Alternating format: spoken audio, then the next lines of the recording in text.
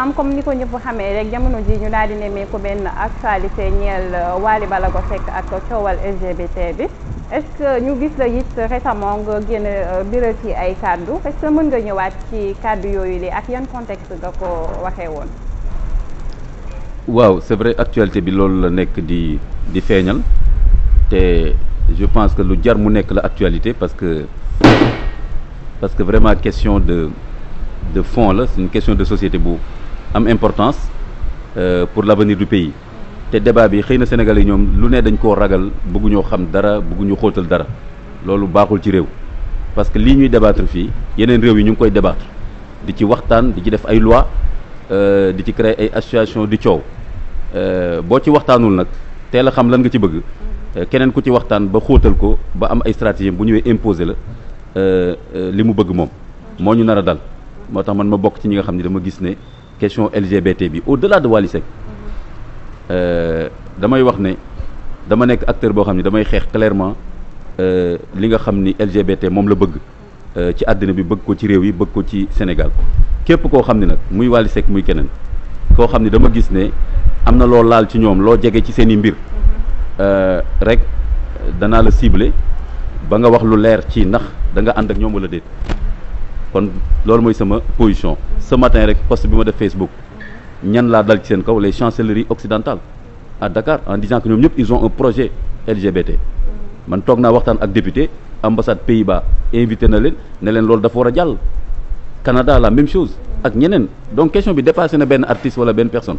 donc communauté LGBT li ñu bëgg mu dox ci àddina bi àndul ak l'islam te Sénégal l'islam daf fay am doole marqué suñu identité kon lu fi ñëw bëgg a delloo ginnaaw l'islam ci suñu njaboot ci suñuy jikko nar a dugal ci constitution bi ay lois yoo xam ne day am implication yu graaw ci société bi ñun imam yi suñu devoir la ñu taxaw attirer attention sénégalais yi ak sénégalaises yi ne leen attention lii danger la ku comprendre nga ku comprendre nga laajte te nga jël position. voilà li nga xamante ni mooy di valeur islamique yi ngeen di défendre mais gis nañu Wally Ballago Seck ak ay waajuram wala sax ñi nga xamante ni ñoo di ay avocat wam ni daal di nañ lay nag adressé li nga xamante ni moo di benn citation directe nga war a wuyu ji le 28 août ñi nga xamante ni nag ñoo di ay avocat wam ñu lay reproché le fait que lan moo tax ba affaire bi lay amee woowoo ko def ñenn ñi nga xamante ni comme ñu ci mel ni Mame Makhtar Gueye Jamra moom woote na directement laajte lan moo tax mu daal di sol t-shirt boobu donc yow lan moo tax defoo lu ñu mel ak naka nga gisee plainte bi nga xam ne déposé nañu ko. bon li may njëkk a wax mooy amul kenn koo xam ne moo may wax lu ma war a def man du ma leen wax ñoom li ñu war a def ñoom bu ñuy tëgg seen musique def seen concert di gisante dañ may laaj man ñoom mës na ñëw laaj ma lu islam wax ci li ñuy def ñoom ba léegi man ma war a di leen laaj wala di leen woo et cetera déedéet ñun ay leader d'opinion lañ ay guide lañu dañu am message boo xam dañ koy joxe te message ba suñ koy joxee duñ ci tàggu kenn wala woo kenn ba waxtaan ak moom ba pare doo ko d'ailleurs soo ko defee doo mës a wax dëgg y aura une raison yu tax doo wax dëkk bi dafa am nu mu tëddee bul fi indi fitna waane baaxul ah am na ñu fi nekk gën la koo xam te waxuñu yooyu lan lay wax doo mës a wax dëgg te yonent yëpp wax nañ leen ko moo tax yonent yi amuñu woon xarit waaw lu ñu amoon rek mooy ay nit yu leen gëm ñu leen di yar ànd ak ñoom di wax mais amul kenn ku ñu xaritooloon ndax ñu nar a am sa kersa wala borom alal bu leen jox ba tëj seen gémmin wala pouvoir bu ñu ragal ba duñu wax yonent yi meluñu woon noonu parce que message bi ñu waroon wax dafa war a nekk une voix indépendante pour la vérité ku bëgg a jël nga jël ku bëggul jël nga bañ a jël mais warul am benn yoon benn facteur bu ñu may jéem a opposé en disant que oui da nga waroon def lii da nga waroon def lii parce que man ñoom waxuma leen li ñu war a def dama leen wax ne dëkk bi nii la tëddee Sénégal valeurs yi moo fi nekk lii ngeen di def wala li ngeen di wax àndul ak valeurs yooyu duñ leen seetaan ci loolu beneen bi mooy que mën naa leen répondre ñoom ñiy wax loolu avocat bi am na benn procédure bu ñuy wax interpellation nu mu tuddati fàtte naa terme juridique bi mais amoon na possibilité avocat bi mënoon na ma envoyer benn sommation interpellative xam nga loolu aussi mooy lan mooy que ni mënoon na ma envoyer benn papier pour me demander est-ce que Imam Kanté est-ce que vous confirmez que ni yaa wax lii wala def lii en ce moment waxtaan am bu ma ko jotee ma tontu ko te defu ko kon loolu du dëgg ci ñoom kon ñiy wax naan affaire wéy dafa waroon waxtaan ak ñun bu doon dëgg ci ñoom te defuñu ko amoon encore famille yëm man kilifa laa damay jiite jumaa di jiite jullit yi su fekkee dégg nañ ma imam ma wax dara lu leen neexul nañ wut sama numéro ñëw sama jàkka ne ma imaam nga baal ñu de ñun de da nga wax loo xam ci suñu njaboot daf ñoo jaaxal parce que loolu du suñu jikko xëy na da nga juum du ma dof kon mën naa génnaat daal ne kon de ni ma ko déggee woon du noonu nangam mais ñoom defuñu ko dañu génn au contraire wax yu ñaaw moo xam ci réew mi moo xam ci man kon nag ñooñu jàpp naa ni c'est pas sincère que ñu may reprocher loo xam ñoom seen bopp jëfeewuñ ko. dëgg la imam mais aussi gis nañ ni daal dinañ lay adressé li nga xamante ne moo di benn citation directe mais bu ñu demee boo leen demee fa nga xamante ne fa la mbaxane doonee benn dafa mel ni wàllum preuve la ñuy gën a jox li nga xamante ne moo di importance certes imam nga mais soo demee foofu da ngay dem en tant que Amadou Makhtar. oui léegi est-ce que pare nga tey jii am nga les outils nécessaires pour boo demee mën a jàkkaarloo ko avocat yi de. waaw citation directe bi je trouve que lu normal la. sikkuma ci Wally Seck ak avocat am sikkuma leen parce que procédure bu normal bu suñu loi ak suñu réglementation prévoir la utiliser su fekkee dafa jàpp ne effectivement dama ko tooñ mu def lii sikkuma ko ci je lui reproche rien ci procédure bi xëy na man tamit su ma nit defee loolu ma def boobu procédure te ñàkkul tamit man mën naa def procédure boobu aussi contre moom ak avocat am parce que man gis naa ni waxloo nañ ma lu ma waxul bëgg ma def looloo xam ni defuma ko kon procédure pour procédure léegi nag li ci des mooy que affaire dem wuyu ji yoon je ne suis pas au-dessus de la loi je suis légaliste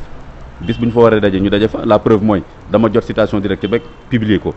ci sama Facebook wan ne jot naa ko ba pare avocat yi nga xam ne ñoo ko yore ñëpp xam nañ leen donc li ci des nag léegi waxtaanu avocat la moom mi ngi waxtaan ak avocat am te ñëwul wax ko fii man tamit maa ngi waxtaan ak samay avocat donc bu ñu eggee fi nga xam ne nag fa la ñu war a génnee lépp mu leer boobaa nit ñi danañ xam lan laa dikkee daal ak nan laa ñëwee ak lan laa indi. par rapport aux excuses publiques yi nga xamante ne ay jegeñaaleem ñu ngi koy sàkku ci yow. kooku moom bu ñu ko xalaat sax ah d'accord c'était la question. excuse publique boo ko defee day wane ni kon yaa tooñ. tooñu ma. bay excusé wu. ñaareel ba tamit affaire médiation yi ñu wax yëpp tamit c'est de la poudre aux yeux. demandé wu ma kenn def médiation ku ngeen dégg mu naan mi ngi def médiation ci suuf xam nga lu nekk ku nekk daf ciy jox rôle boppam man dama bëgg tam nit ñi ñu xam ne li ma engagé mooy li ñu may wax may dégg wala di def ak samay avocat mais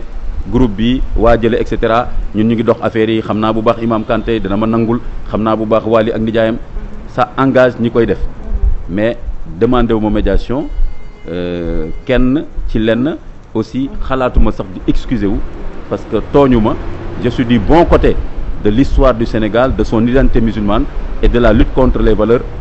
LGBT gisuma lu tax ma war a excuser wu. Salma, j'ai une petite question par rapport à lutte bi nga xamante ne moom ngeen di def contre waa LGBT est-ce que lutte bi gënul woon pousser maanaam ngeen bañ ko juste accentuer c'est une bonne chose hein je dis pas le contraire ci ni nga xamante ne ñoo di influenceurs yi puisque jeunes yi ñoom la ñuy topp mais est-ce que mënul woon gën a pousser c'est-à-dire dem ba ci ñi nga xamante ne ñoom ñoo ñu jiite suñu état suñu gouvernement ñi nga xamante ne peut-être ils ont un peu les mains liées tey ragal nañu bu ñu ci àddoo sax bu subaa ñun ñi nga xamante ne ñoo nekk ci suuf duñu lekk wala bu weer bi deewee duñu fay salaire. yow nag comprendre nga affaire bi nag. autre chose. kon question bi c'est très sérieux. c'est très vous voyez sérieux. que dépassé na kii. mais moo tax ma ne la c'est bien que mu nekk actualité. voilà leneen la li question de également notre c'est souveraineté la qui se même pose. question moo di lan moo tax yéen imam yi yéen nitu diine yi ngeen di bàyyi ay loo xamante ne ay signes wala ay emblèmes yoo xamante ne yàlla suñu borom moom moo ko moom c'est des phénomènes naturels lu ci mel ni arc-en-ciel ñoom ñu jël ko bëgg ko def seen moomeelu bopp alors que du lu nit créé yàlla moom moo ko moom donc c'est une chose boo xamante ne ñun ñëpp peut-être ñun ñoo ko war a bokk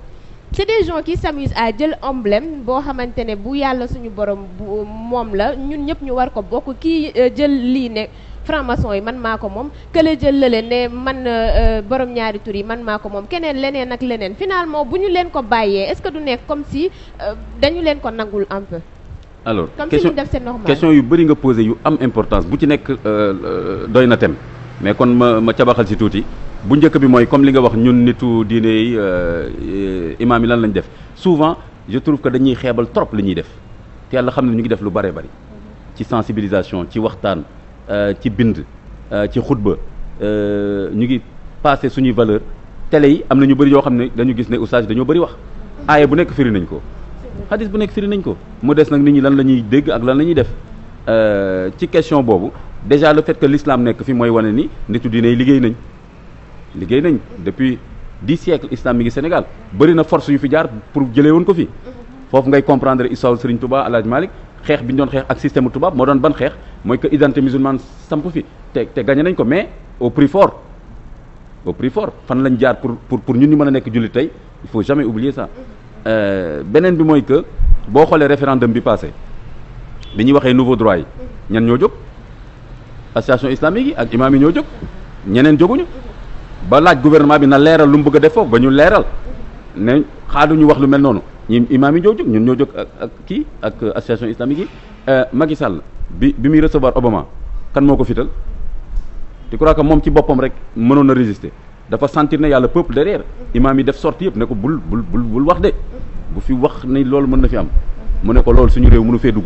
benn individu ci àdduna bi ñemewul taxaw ak Obama ne ko man maa bañ en tant que individu. non seen liggéey moom natable wuñ ko mais man merveille yu nature yi ñuy jël di ko def seen moomelu bopp te kenn di ci wax. loolu moo ëllëg loolu non loolu am na ñaari affaire bu njëkk bi mooy mënoo ci dara parce que effectivement nature bi ñëpp a ko bokk. voilà kon nature bi c'est pas une propriété privée. kon mënoo ci dara bu fekkoon sa propriété privée la ñu jël ko nga wax la preuve d'ailleurs gisoo publicité wala na ngeen ko xamee su ma jëloon fi benn affaire kii léegi nga kooku daal ne xam nga lan plagiat nangam. dama ko breveté mais nature bi kenn breveté wu ko. te ci lañ nar a jëm sax nag danañ ko breveté ñoom ñii suñ leen bàyyee LGBT. danañ ko breveté ci façon bu ñaaw parce que seytaane moo am boobu projet. fala yu xayru na xalqallah seytaane moo waxoon dinaa fexe ba yow yàlla lépp ni nga ko bëggee ñu soppee ko neneen projet boobu la ñu porté léegi kon mënuñ ci dara ñaareel ba àddina bi ñun yilifuñ ko nous sommes dans un village planétaire donc ay nit yu nekk Australie jël benn emblème loo ci mën mënoo ci dara liberté la par contre li am solo mooy jullit bi nga jàngat emblème yooyu couleur yooyu lu ci nekk nga xam lan la expliquer sa ñoñ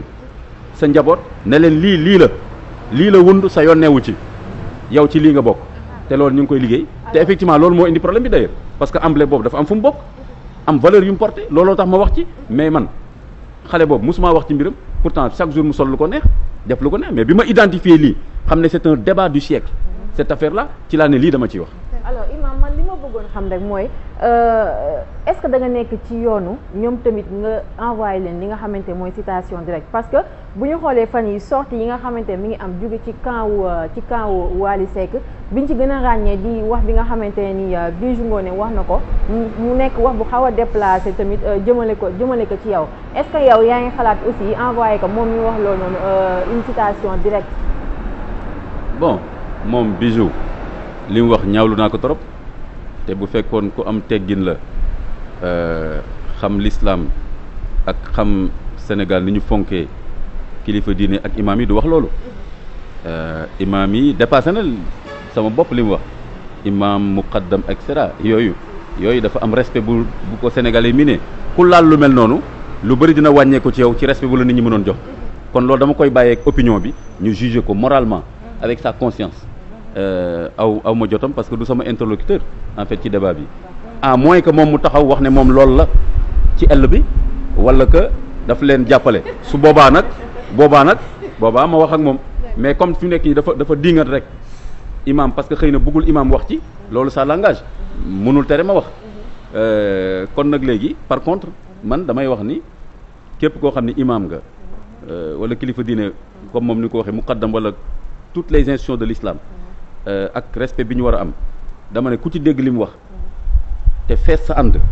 kooku warul woote dara këram nga dem fa wala muy def ngénte wala mu am ku fa faatu wala mu am fa lu neen yi en tant que imam nga dem fa te moom mu ne la maa la gën a nekk imam gënoo maa xam loolu moom wàcc sa ànd la dañ ko war a boycotté imam yëpp maa ngi leen di demandé ñu boycotté kooku lépp lu muy def mu yilif boppam ci lépp lu mu bëgg comme nee na mën na ko